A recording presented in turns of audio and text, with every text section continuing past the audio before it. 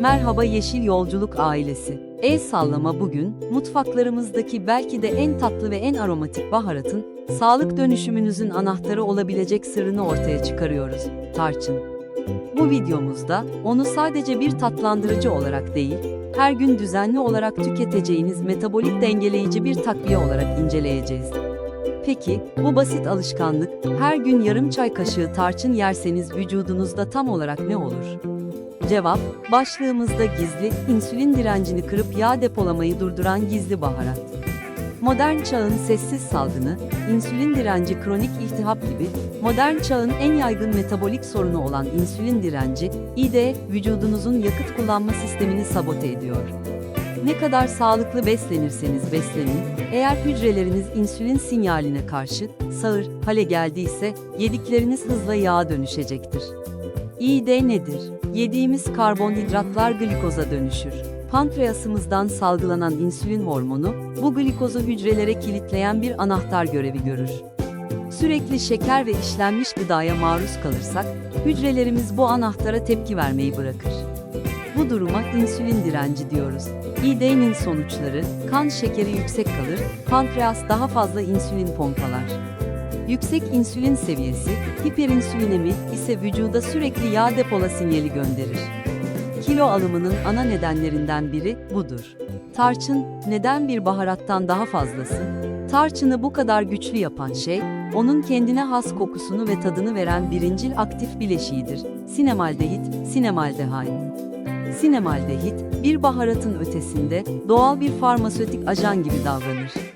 Bilim insanları yıllardır bu bileşiğin, diyabet ilaçlarının çalışma prensibine benzer şekilde, hücresel düzeyde metabolizmayı nasıl iyileştirdiğini araştırıyor. Sinemaldehitin insülin direncini kırma mekanizması tarçını düzenli olarak tükettiğinizde, sinemaldehit, hücre zarınız üzerinde iki kritik eylem gerçekleştirir. İnsülin taklitçisi, sinemaldehit, hücre içindeki insülin reseptörlerinin hassasiyetini artırır. Başka bir deyişle, hücrelerin insülin sinyalini daha güçlü duymasını sağlar.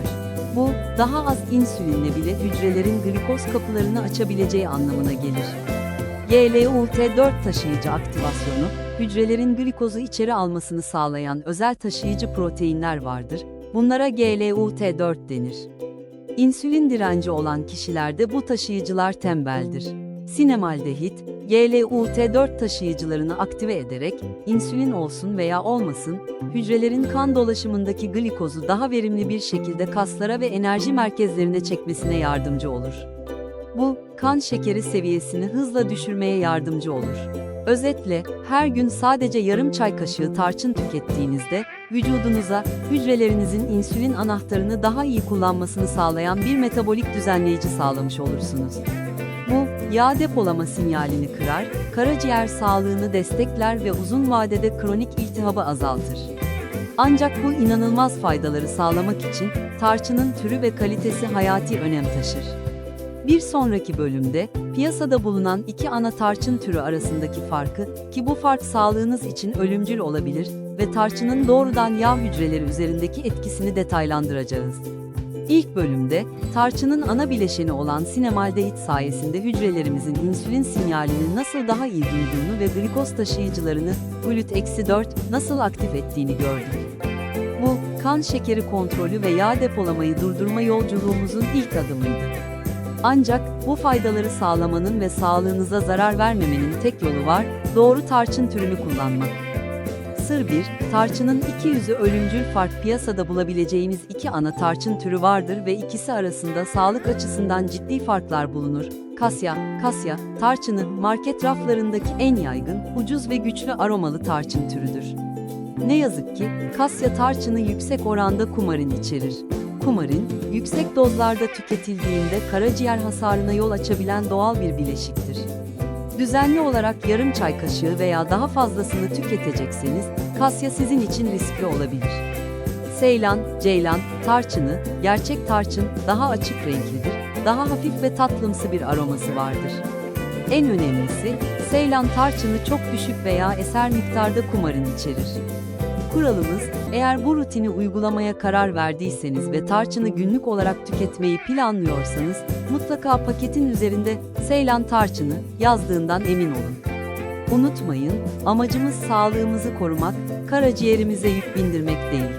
Sır 2. Termojenik güç ve yağ hücresi uyarılması. Tarçın sadece kan şekerini dengelemekle kalmaz, aynı zamanda vücudun termojenik sürecini uyararak metabolizmayı da hızlandırır. Termojenez, vücudun ısı üretme sürecidir ve bu süreç, depolanan kalorilerin yakılmasını gerektirir. Yağ hücrelerini aktive etme, yapılan laboratuvar çalışmaları, sinemaldehitin yağ hücrelerini, adipozitleri doğrudan etkileyebileceğini gösteriyor. Sinemaldehit, yağ hücrelerinin enerji yakma potansiyelini artıran genleri harekete geçirerek, vücudun kötü beyaz yağ depolarını iyi kahverengi yağ dönüştürme sürecine dolaylı olarak katkıda bulunabilir. Kahverengi yağ, depolamak yerine ısı üretmek için kalori yakan yağ türüdür. Kan akışını artırma, tarçın, kan damarlarını genişletme yeteneğine de sahiptir, bu da vücudun genel kan akışını iyileştirir. Daha iyi kan akışı, kaslara ve organlara daha fazla oksijen gitmesi, metabolik süreçlerin hızlanması ve sonuç olarak vücudun daha fazla enerji yakması demektir. Gördüğünüz gibi, bir tutam tarçın bile, hem hücresel düzeyde insülin direncinizi kırarak yağ depolama sinyalini durduruyor, hem de termojenik etkiyle vücudunuzun yakıt kullanma verimliliğini artırıyor. Ancak tarçının bu dengeleyici gücü, sadece metabolizmayla sınırlı değil, sindirim sisteminiz ve hatta beyniniz için de inanılmaz faydalar sunuyor. Bir sonraki bölümde, tarçının iltihap söndürme ve sindirim sağlığı üzerindeki doğrudan etkilerine odaklanacağız ve tatlı krizlerinin arkasındaki biyolojik nedeni inceleyeceğiz. Önceki bölümlerde, tarçının aktif bileşeni sinemaldehit ve doğru tarçın türü, Seylan seçimiyle insülin direncini nasıl kırdığımızı ve metabolizmayı nasıl hızlandırdığımızı derinlemesine inceledik. Şimdi, tarçının bu metabolik dengeleyici etkisinin, kronik iltihap ve günlük tatlı krizleri gibi yaşam kalitemizi düşüren diğer önemli sorunlara nasıl çözüm getirdiğine bakalım. Sır 3. Kronik iltihabı kontrol altına alma. Unutmayın, insülin direnci ve yağ depolama süreci, vücutta kronik iltihabın sürekli bir döngüde olmasına neden olur. Yüksek kan şekeri ve yüksek insülin, iltihap sinyallerini sürekli tetikler. Tarçın, bu zincirleme reaksiyonu iki yönde kırar, kan şekeri kontrolüyle dolaylı etki, tarçın, kan şekerini daha stabil tutarak ve insülin tepkisini iyileştirerek, iltihabı tetikleyen ana sinyallerden birini, aşırı glikoz, ortadan kaldırır. Bu, genel iltihap yükünü azaltır. Antioksidan ve anti-inflamatuar doğrudan etki, sinemaldehit ve diğer tarçın bileşikleri güçlü antioksidanlardır. Tıpkı zeytinyağındaki polifenoller gibi, tarçın bileşikleri de vücuttaki serbest radikalleri nötralize eder ve iltihap yolaklarında rol oynayan sitokinlerin, iltihap sinyal molekülleri üretimini baskılayabilir. Bu, hücrelerinizi oksidatif hasardan korur ve kronik iltihabın kökünü hedef alır. Bu sayede tarçın, sadece kilo kontrolüne değil, eklem ağrıları, cilt sorunları ve bilişsel bulanıklık gibi iltihap temelli semptomların hafiflemesine de katkı sağlar. Sır 4. Sindirim sistemi desteği. Tarçının sindirim sistemi üzerindeki etkileri genellikle göz ardı edilir, ancak günlük rahatınız için hayati öneme sahiptir. Prebiyotik etki, bazı çalışmalar, tarçının bağırsak mikrobiyotasını olumlu yönde etkilediğini göstermektedir. Bağırsaktaki faydalı bakteriler, tarçın bileşiklerini fermente ederek, genel bağırsak sağlığını destekleyen bileşikler üretir. Sağlıklı bir bağırsak mikrobiyotası ise metabolizma ve bağışıklık sistemi için kritik öneme sahiptir. Gaz ve şişkinliği azaltma, tarçın, geleneksel olarak sindirim rahatsızlıklarında kullanılmıştır. Karminatif, gaz söktürücü özelliklere sahip olduğu düşünülür. Bu, özellikle yemek sonrası oluşan gaz ve şişkinlik hissini hafifletmeye yardımcı olabilir. Tatlı krizi döngüsünü kırma mekanizması. Peki, tarçın neden tatlı krizlerini durdurmada bu kadar etkilidir?